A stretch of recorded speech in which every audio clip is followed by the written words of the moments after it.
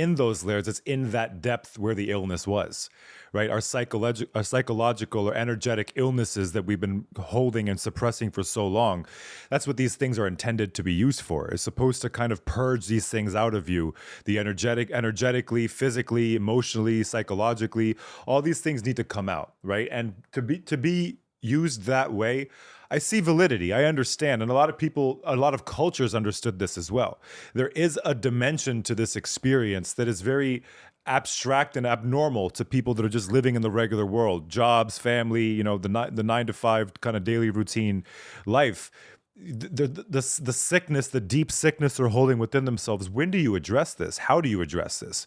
Some people, they find other ways, but not everybody therapy works, or some kind of a medication, that pharmaceutical medications is just not working. Maybe it suppresses their symptoms, but going through these experiences, it's the experience that is the medicine. You see, that's kind of where the interesting factor of this comes in. It is that experience, and we go through life with a certain kind of, I'll use this word intentionally, delusion about what is reality. We think our life, our structure, our perception of ourselves and others is reality, because that's what we see. We allow our senses and we allow our mind to fool us. It's just a squirrel in your world, man. Exactly. Egos. And that's where our sickness comes in, because we are if we used these delusions to create harmony amongst ourselves, I mean, it's still, at least may still be a delusion, but it's fair, but it's creating conflict amongst ourselves, amongst each other, and then these things come into play. Is it the only way out? Absolutely not. It's a very powerful and potent avenue to explore, but that doesn't mean it doesn't come with its risks and fallbacks as well. So there is a balancing factor that everyone needs to be honest with themselves about, and know that there's a risk to this as well. But then there is also a reward. High risk, high reward situation. Yeah, no, absolutely, and that's a fantastic point, because again, this is just my experience. I've done my own homework, and it's something that I have always in my mind wanting to do. I don't want to run for myself. I try to live a healthy lifestyle,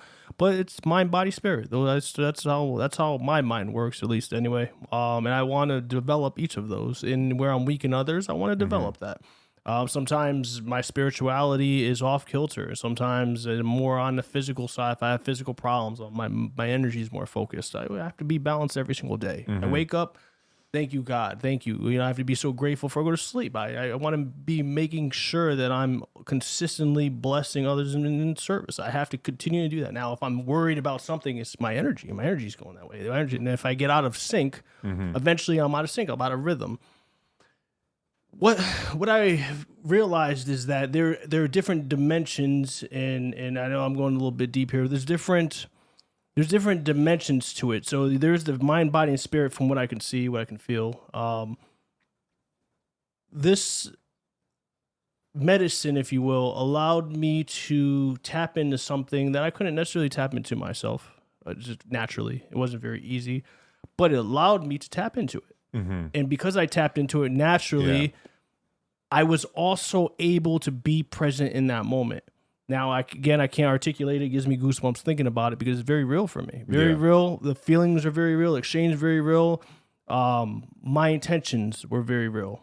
And I'm left with something. Yeah. It takes something, it gives something. Yeah. That to me was one of the biggest ahas my first time, because I was going through something at that time. At that time, a few years back when I did it for the first time, I was very nervous. I didn't know what to expect. I just didn't know what to expect. And my expectation was just that. I had an expectation of maybe this is going to be awesome. Hopefully nothing bad happens. Physically, I hope I don't come out crazy. I'm a crazy friend, It's possible. It's possible. It happens. It's possible. So to your point, it was very important for me to address and accept whatever I was going in there with for me. Now, I'm not advising anybody else to do that without having a good understanding of their health and the medical and who they are, at least going into something of that nature, because sometimes things happen in those feeling states. Maybe you don't want to open that door. Maybe you have some trauma that you are trying to hide under your bed and you never want to open that. And this thing just flood, damn. Yeah. And you live in that moment, and it's so real. Those feelings are real. And if you can't navigate that and you don't understand what that flood will do to you, it could be nightmarish. Yeah. It could be absolutely you say bad trips or whatever have you, or maybe it could be enlightening. The bad trips, in my opinion, are the ones that teach you what you needed to learn. Because I think the whole concept here, or the whole premise here, is that we should first understand we're seeing the world through our mind and through our ego. That's usually how we're experiencing the world. These experiences shatter that entirely. Temporarily, and that's another thing we can get into later about what happens to the ego during and after. But temporarily, we're shattering this whole illusion that we've created for ourselves. So that's why we feel present, we feel grounded, we feel connected, because you always are. It's not that you ever weren't. It's that there were these layers, there was this veil, self-imposed veil that we have on top of this, and that's why we have these delusions. So if maybe for the very first time, someone's getting to experience what is consciousness, what is life, what is this realm of experience that isn't limited by my own kind of imposed structure to reality, that itself is very eye-opening, right? Because we're like, and as you can probably attest, you're getting to see life, you're getting to see yourself, you're getting to see how everything is connected. The senses are kind of not separated as they normally are. The sight, the feeling, the hearing, everything's kind of one field that all the senses are kind of mangled together, and everything seems infinite and expansive and connected. And sometimes that's where that creates difficulty, is when someone is so attached to the ego that they fight it. And that fight and wrestle with it is the bad trip. Is you're fighting so hard to retain your own structure, your own ideas, your own perception of reality, that it's creating so much inner conflict. And that is the very conflict someone has on their spiritual path as well. You know, if someone's getting into yoga or getting into some kind of structured spiritual path, they're going to have, it is a process of the ego in some way, and you're going to have to let a lot go.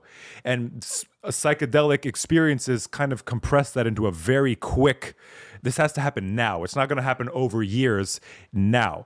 And then that's going to create a lot of issues for people. Not a lot of people were expecting to go through it on that level. Maybe they thought to see strange things, but they didn't think the very idea Has some control. of themselves, it has to be renounced. You have to be ready to die. Because you being the ego, nothing else can die. Again, another deeper conversation for another time, but the real you, consciousness, cannot die because it cannot be born. It just goes through experience to experience. But the ego, the mind, these are accumulated, and these are very, sensible and vulnerable structures we have within us. And the psychedelics challenge that. But that gives you perspective. That's why we feel so free. We feel so, like you just come out of it like, I have to be a better person. I have to not forget that everything is connected, and not to see that all these illnesses and sicknesses and psychological things, even if it came from traumas and it came from whatever, I'm holding them. No one can force me to hold them. People can do terrible things to you, and all the time, and they probably will always try. And they might have already done that, but you choose to hold this. And it's like, you have your fist clenched all this time, and you just didn't know it. And finally, the release of it is so freeing. It feels so good. Now, where the problem arises, in my opinion, is that after this experience, we have this illusion like the work is done. That's where the problem comes in. That's where this whole kind of subculture of post-psychedelic experience communities, and they keep getting into it over and over again, and a whole lifestyle develops around it. And in my opinion, where's the ego death? What happened here? I thought we were free of this is the claims, at least what I'm hearing people say. They're using these buzzwords. Mm-hmm. To me, it also lacks, you have the experience, but you're not able to come out of it and attach it to real structure, to real tangible and applicable wisdom, right? You think you've had the experience, it's done. I see that we're all connected. I see this, but you don't anymore. That's the thing. You had it then. Now you're using the memory of the experience as your virtue. You talk to people about it, and you're right in the words you say. But it's very clear when you sit with people and talk about them, you've just developed another ego. Maybe you killed the old one, but now you have another one, and you're living you're living in this delusion that you don't have one anymore. And to me, this is where, like, my experiences taught me this. I've seen other people along their way. This is a very important aspect. I think something we should talk about in this episode is what's happening to the ego here. Okay. Because that's the only realm this experience is really taking place on. The ego is having this experience. The ego is the thing that disappears temporarily, if at least, in this experience. And it's also the thing that can be harmed.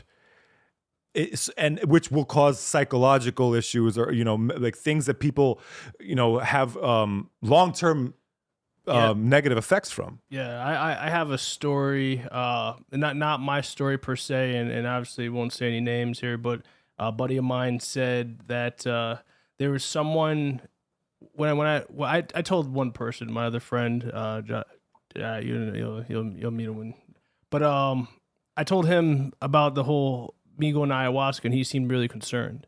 And he was just telling me about something that happened to his friend. And what happened to his friend was that he went into this experience, and in my mind, I'm very excited. I'm saying I decided I'm going to do it, and I did my homework and understood what I was getting into, understood everything in that dimension for myself. I told one person, my mistake.